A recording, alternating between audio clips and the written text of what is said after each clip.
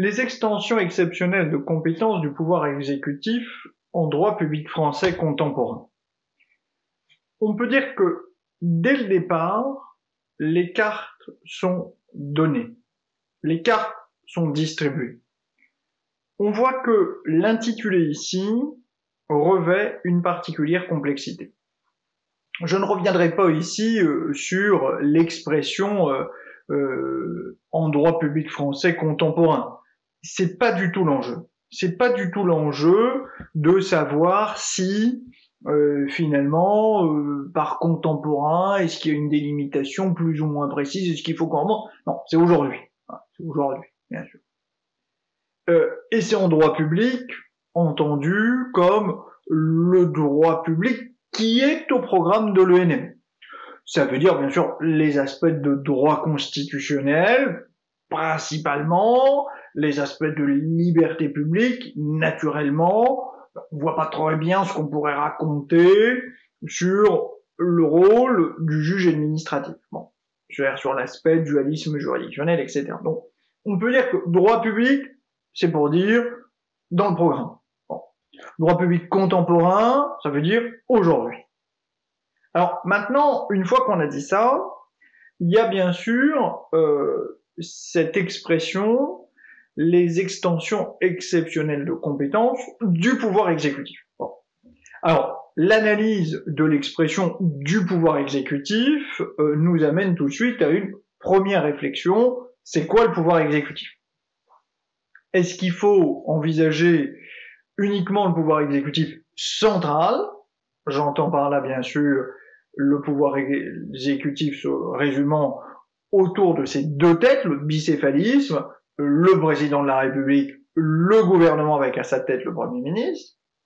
Est-ce qu'on doit se limiter à cela? Et d'ailleurs, imaginer dans ce cas-là un plan qui consisterait à identifier d'un côté les extensions exceptionnelles de compétences du président, de l'autre côté les extensions exceptionnelles de compétences du gouvernement, ou est-ce qu'on doit avoir une perception large du pouvoir exécutif, incluant le pouvoir exécutif au niveau local, les autorités exécutives au niveau local? Bon, il y a cette première interrogation. Moi, je pense que il faut en avoir une perception large, c'est-à-dire sans doute aller également, pourquoi pas, au niveau local, ici. Bon. Ça, c'est le premier constat, c'est quoi le pouvoir exécutif? Bon. Ensuite, il y a la question des extensions exceptionnelles de compétences. Je crois que ça, c'est sans doute la partie la plus difficile. Extension de compétences. Vous savez, on va au-delà de ces compétences. Bon. Mais tout l'enjeu, c'est le mot exceptionnel. C'est quoi une extension exceptionnelle? Permettez-moi de prendre des exemples. Le président de la République, c'est un organe du pouvoir exécutif. Depuis la présidentialisation du régime, globalement, depuis 1962. Il connaît une extension de compétences.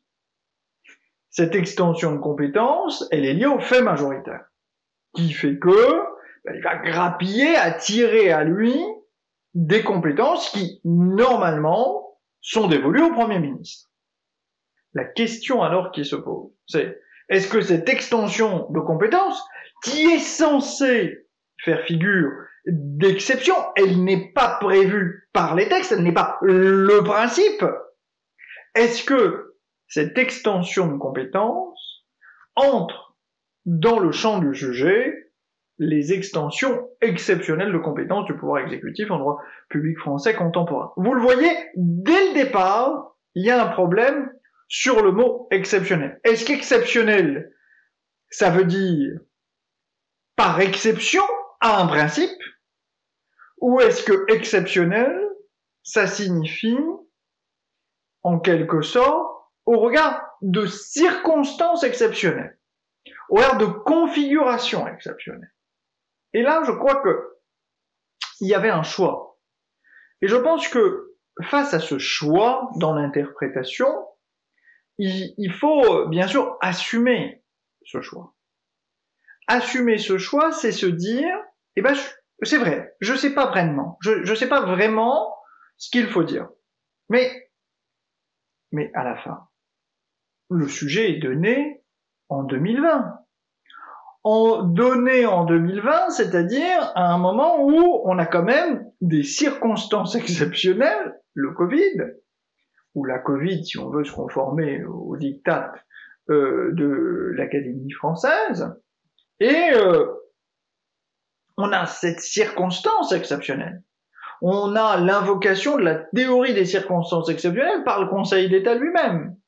Finalement, on peut considérer que ce sujet amène à avoir une conception qui est-ce que il n'y aurait pas de véritables exceptions, de véritables circonstances exceptionnelles qui justifieraient des extensions de compétences du pouvoir exécutif. Je pense que c'est la première chose, la première difficulté dans ce sujet, c'est savoir finalement comment on allait interpréter. Bon, une fois qu'on a dit ça, bien sûr, il va se poser la question suivante. Une question simple. C'est qu'est-ce que l'on met dans ce sujet? Or, je crois que après avoir posé les cartes de la complexité dans l'analyse du sujet, et même, j'ai essayé de le montrer, peut-être d'une forme d'ambivalence du sujet. Là où, jadis, on n'était pas du tout sur ça. Jadis, c'était la responsabilité des magistrats, le rôle du Parlement après la révision de 2008. On ouvrait quasiment un chapitre de cours, paf, la question c'était, est-ce que ce que vous avez dit, vous l'avez bien dit de manière exhaustive? Là, on n'est pas du tout dans ce modèle-là.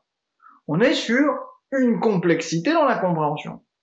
Mais il y a ensuite une deuxième difficulté, c'est une difficulté dans le recensement. Là, on est dans de la transversalité. On n'est plus du tout dans le modèle d'avant. On est dans... Alors attends, il va falloir que je parle de quoi? Peut-être des ordonnances, parce que c'est censé être une exception. Il va peut-être falloir que je parle, de l'état d'urgence sanitaire, quand même, c'est un peu à la mode, puis là, on est pile dedans. La théorie des circonstances exceptionnelles, hein, oui, très bien, c'est quand même un peu de droit administratif, là, on flirte avec le programme, on flirte avec la limite du programme, le moment où on se pose la question, est-ce que je dois arrêter? Et puis, il y aura, bien sûr, peut-être l'état de siège. Ah oui, bon, vraiment un truc, une espèce de petite niche dans le programme, dans la première partie du programme sur le droit constitutionnel. Et puis il y aura forcément, bien sûr, l'état d'urgence, la loi du 3 avril 1955 qu'il va falloir évoquer. Encore faut-il trouver le lien avec le sujet des extensions exceptionnelles de compétences du pouvoir exécutif.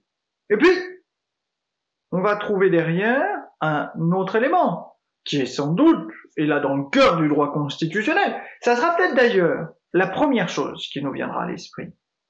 La thématique de l'article 16 de la Constitution. Je crois que là-dessus, on le voit. Le sujet est tout de suite confronté à une deuxième difficulté que nous n'avions jamais connue sur les 5 dernières années. C'est une difficulté de recensement de connaissances. Qu'est-ce qui est dans le champ du sujet? Qu'est-ce qui est authentiquement au programme? C'est ça la difficulté numéro 2 que l'on doit relever. Alors une fois qu'on s'est posé ceci, je crois qu'on a déjà passé 2 obstacles majeurs. Mais l'épreuve qui s'appelait jadis QRC, qui s'appelle désormais question écrite, qui nous laisse 1h30 pour répondre à cette question, suppose non seulement qu'on fasse le tour du sujet, mais que l'on organise sa réponse. Alors, est-ce qu'on doit faire un plan apparent ou non apparent sur un sujet aussi difficile? La doctrine, bien sûr, c'est d'essayer de le faire. Mais je ne crois pas que ça soit fondamentalement un indispensable. On peut considérer qu'il y a d'abord, effectivement, il y a bien 2 ensembles. Il y a des circonstances exceptionnelles qui justifient des extensions exceptionnelles. Et là, on peut montrer que, en fonction de ces circonstances, on va avoir une réponse graduée. Et là, moi je crois que l'intelligence, c'est quoi? C'est de ne pas chercher à faire des paragraphes et des sous-paragraphes. Au contraire, c'est de montrer qu'on a une échelle de réponse. Une échelle de réponse qui va aller de l'article 16 qui correspond à certaines hypothèses, à l'article 36 qui correspond à une hypothèse différente de l'insurrection, qui est celle de l'insurrection armée, à finalement des systèmes qui sont un peu une espèce de système assez polyvalent, l'état d'urgence de la loi du 3 avril 1955, une atteinte, un péril grave et imminent résultant d'une atteinte à l'ordre public, ou une calamité publique, un régime un peu général, mais qui ne fait que renforcer les pouvoirs de la police administrative, et puis récemment, la loi du 23 mars 2020, qui là encore vient ajouter un dispositif différent.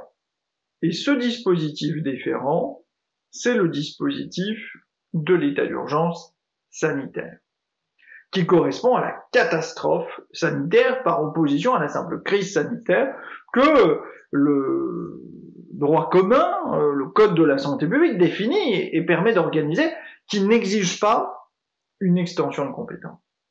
On le voit, pour moi, la première partie, ça doit être ça. La deuxième partie, c'est plus simple, c'est de dire dans quel cas est-ce que, bien qu'il n'y ait pas de circonstances exceptionnelles, on peut par exception étendre les compétences du pouvoir exécutif. Là encore, moi je crois qu'il y a deux façons de le jouer, soit on oppose au niveau national et le niveau local, soit on reste que au niveau national. On va parler des ordonnances, d'expliquer que ce dispositif qui est censé être une extension exceptionnelle de compétences va aller au-delà de son champ de compétences. Mais si on veut, on peut aller pour la Polynésie, parler de l'article 74 de la Constitution. C'est, pour moi, cette difficulté de la transversalité que j'ai essayé de démontrer, mais aussi la difficulté de la construction du plan. Vous n'avez qu'une heure et demie. On ne sait jamais, lorsque un programme a été réformé, si la première année signifie un bouleversement ou si la première année signifie un coup d'essai.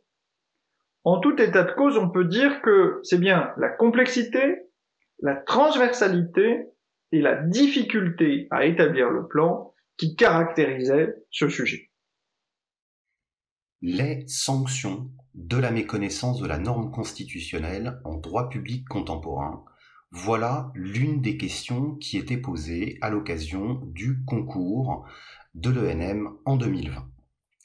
C'est intitulé, ce sujet, cette question, appelle d'emblée un certain nombre de précisions.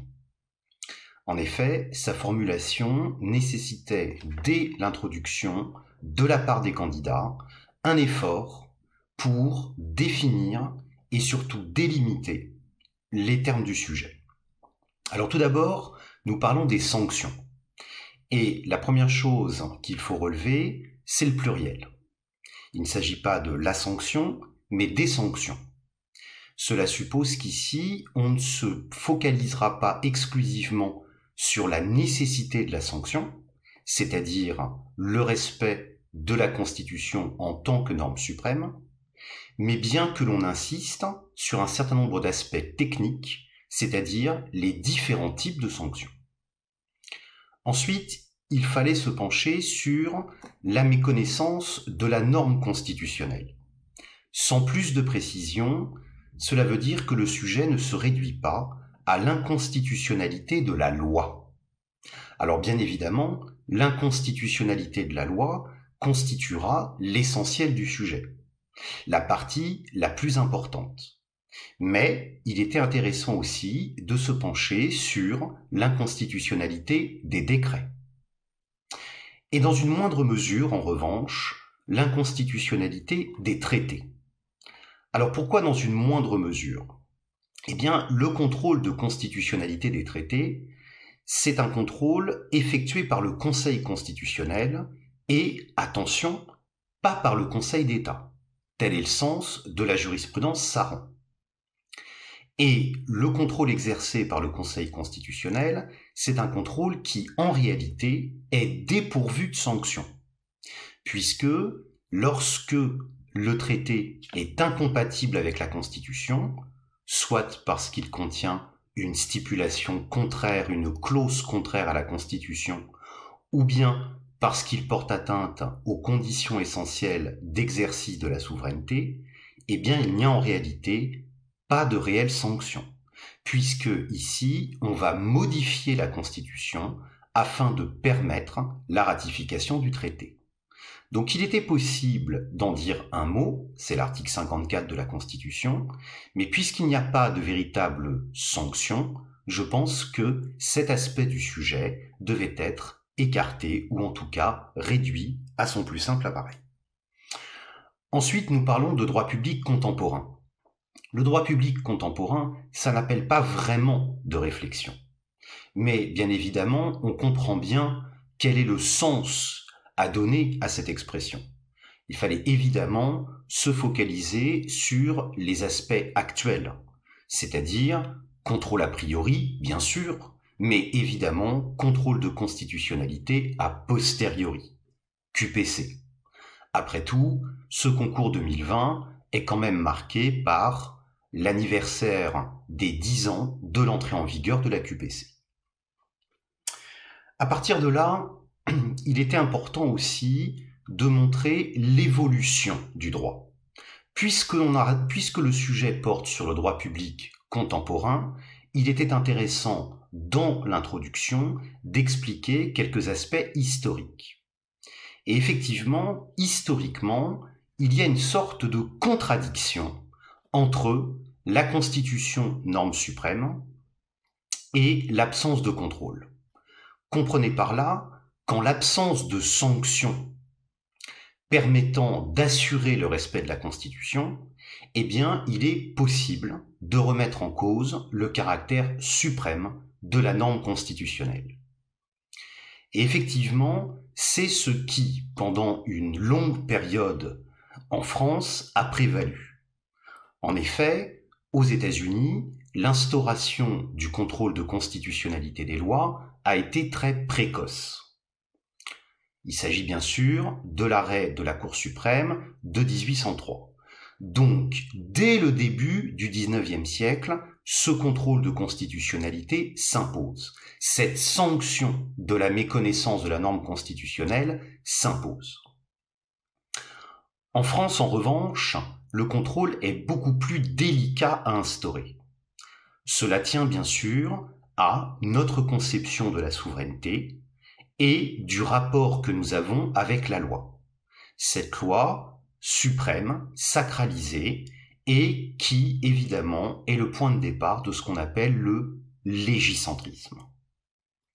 Cela signifie que, historiquement, notre rapport à la Constitution n'est pas le même que celui qu'entretiennent les États-Unis avec la leur.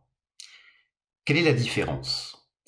Aux États-Unis, plus qu'en France, le rapport à la Constitution, c'est celui d'une Constitution qui rationalise, qui limite le pouvoir. Et bien évidemment, cette conception, elle est nécessaire au regard du fédéralisme, de la forme fédérale. Chez nous, au contraire, la Constitution n'est pas historiquement conçue comme un instrument de rationalisation, d'encadrement, de limitation du pouvoir. Parce que cela reviendrait à limiter la loi, l'exercice du pouvoir législatif. Or, notre rapport à la loi est très spécifique, puisque selon l'article 6 de la Déclaration des droits de l'homme et du citoyen, la loi est l'expression de la volonté générale. Il faudra donc attendre 1958 et l'avènement de la Ve République pour que nous ayons, dans notre droit public, une véritable mise en place d'une sanction de la méconnaissance de la norme constitutionnelle. Néanmoins, il était aussi possible de rappeler que la Constitution avant 1958, a servi d'instrument de contrôle de l'administration. En effet, le Conseil d'État a très tôt intégré la Constitution et son préambule dans le bloc de l'égalité, en lui reconnaissant une valeur contraignante. Mais à ce moment-là, le préambule ne dispose que d'une valeur supradécrétale, à l'image des principes généraux du droit consacrés par la jurisprudence administrative. Et donc, bien évidemment, cet aspect du sujet devait être réduit. Maintenant que les obstacles historiques ont été rappelés, il faut donner le sens de l'évolution. Bien évidemment, ces dernières années, nous avons vu se multiplier les sanctions de la méconnaissance de la norme constitutionnelle, avec bien sûr un enrichissement du contrôle de constitutionnalité en 2 étapes. Une première étape qui est le tournant des années 70 avec la consécration de la valeur constitutionnelle du préambule, et puis la seconde étape de la révision du 23 juillet 2008 qui consacre le contrôle a posteriori de la constitutionnalité des lois. Mais attention, ça ne s'arrête pas là. Ça ne s'arrête pas là parce que, bien sûr que le contrôle de constitutionnalité des lois, à proprement parler, stricto sensu si vous préférez, est un aspect essentiel du sujet, ce n'est pas le seul. Car il ne faut pas oublier que nous avons toujours ce pluriel pour le terme sanction. Or, les sanctions, elles se sont diversifiées. Quand on parle ici de sanctions, on ne parle pas de la sanction au sens, je dirais, donner force contraignante à un texte. Non, nous parlons de son aspect plus, je dirais, sanctionnateur, c'est-à-dire une volonté, une affirmation de la primauté de la norme constitutionnelle sur les autres normes. Et cette sanction, elle peut consister en la disparition de la loi, par exemple dans le cadre du contrôle a priori. Cela peut également être l'abrogation de la loi dans le cadre du contrôle a posteriori. Cela peut également être l'exception, c'est-à-dire un texte, la loi en l'occurrence, qui peut être écarté d'un litige, et ça peut également être la responsabilité qui découle de la violation de la norme constitutionnelle. Donc il fallait bien sûr montrer ces 2 aspects, c'est-à-dire d'un côté la généralisation, la banalisation de la sanction de la méconnaissance de la norme constitutionnelle, et puis, bien évidemment, la diversification des sanctions de la méconnaissance de la norme constitutionnelle. Alors d'abord, la banalisation, la généralisation. Cette généralisation, elle est temporelle, puisque le droit public contemporain a consacré, dans un premier temps, un contrôle de constitutionnalité des lois a priori, selon le modèle qui s'est imposé en Europe, mais qui présentait évidemment quelques faiblesses et qui va être complété dans un second temps par le contrôle a posteriori. Donc j'ai ici une complétude temporelle quant à la sanction de la méconnaissance de la norme constitutionnelle. Il ne fallait pas oublier, sur ce premier aspect du sujet, de parler du Conseil d'État. Bien sûr, il faut parler du Conseil constitutionnel, mais il ne faut pas oublier le rôle du Conseil d'État. En effet, le Conseil d'État a toujours décliné sa compétence pour contrôler la constitutionnalité des lois. C'est bien sûr ce que la doctrine a appelé la théorie de la loi écran. Et cette théorie de la loi écran, qui empêche en quelque sorte le Conseil d'État d'exercer un contrôle de constitutionnalité des décrets, est partiellement remise en cause avec l'intervention de la QPC. puisqu'à ce moment-là, il est possible, à l'occasion d'un litige, de lever l'obstacle législatif en cas de transmission d'une QPC qui déboucherait sur le prononcé par le Conseil constitutionnel d'une inconstitutionnalité de la loi. À cela s'ajoute, parce qu'il ne fallait pas non plus l'oublier, le rôle joué par le juge ordinaire, et non pas seulement par le Conseil d'État, dans l'appréciation des conditions de transmission, c'est-à-dire le filtre des QPC. Et notamment, l'une de ces conditions qui est le caractère sérieux de la question posée. Alors, pour quelle raison fallait-il insister sur cet aspect ? Eh bien, parce que l'appréciation du caractère sérieux consiste en fait à vérifier si la question posée va faire naître dans l'esprit du juge ordinaire un doute quant à la constitutionnalité de la loi. Dit autrement, la question ne présentera pas de caractère sérieux dès lors que le juge estimera la loi conforme à la Constitution. Ce qui veut donc dire que la QPC a consacré au profit du juge ordinaire un nouveau pouvoir, une nouvelle prérogative, celle de déclarer une loi conforme à la Constitution. Cette complétude temporelle qui permet donc de généraliser la sanction de la méconnaissance de la norme constitutionnelle est accompagnée d'une diversification des sanctions. En effet, quand on parle de la sanction, eh bien, on songe bien évidemment à la disparition de la norme méconnaissant la Constitution. Mais les choses ne se réduisent évidemment pas à ce seul aspect. Tout d'abord, du point de vue du Conseil constitutionnel, la QPC a permis au Conseil l'exercice d'un nouveau mode de contrôle qui lui permet de moduler les effets de l'inconstitutionnalité et donc de reporter dans le temps l'effet d'une déclaration d'inconstitutionnalité. On pouvait évidemment songer ici à la jurisprudence Daniel W. de 2010 relative à l'inconstitutionnalité de la garde à vue. Ce n'est pas le seul aspect relatif à la modulation de l'inconstitutionnalité.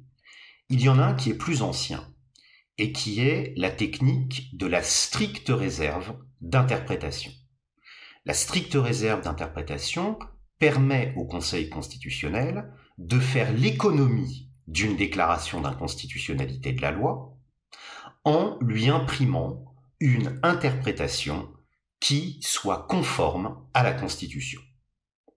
Alors bien sûr, nous n'irons pas jusqu'à dire que le Conseil va réécrire la loi, mais c'est quand même ici une façon de neutraliser, de moduler les effets d'une inconstitutionnalité, les effets d'une méconnaissance de la norme constitutionnelle. Enfin, il y a également un renouvellement des sanctions, mais cette fois-ci plutôt du point de vue du juge administratif. En effet, le Conseil d'État a considérablement fait évoluer sa jurisprudence quant à son rapport à la norme constitutionnelle. Tout d'abord, vis-à-vis de la théorie de la loi écran, il y a, et même si les hypothèses demeurent quand même très exceptionnelles, de nouveaux moyens pour le juge administratif de lever l'obstacle de la loi écran, soit par l'intermédiaire de la théorie de l'écran transparent, soit par le recours à l'abrogation implicite de la loi lorsque celle-ci n'est notamment pas compatible avec l'entrée en vigueur d'une nouvelle constitution ou la révision postérieure de la Constitution. Enfin, il était tout à fait possible d'envisager en fin de devoir, une nouvelle sanction de la méconnaissance de la norme constitutionnelle, qui est tout simplement la responsabilité de l'État en cas de méconnaissance par le législateur de la Constitution, c'est-à-dire la responsabilité du fait de l'inconstitutionnalité de la loi. Alors, cet engagement de la responsabilité, qui se fait devant le juge administratif, est rendu possible par le contrôle a posteriori, par la QPC, et a été consacré par le Conseil d'État à l'occasion d'un arrêt de 2019, Société Paris-Clichy. Voilà ce que l'on pouvait dire sur cette question qui avait été proposée aux candidats au concours 2020 et qui, comme vous pouvez le constater, était beaucoup plus riche que ce que l'on pourrait penser sans faire une analyse dès le départ des différents éléments du sujet.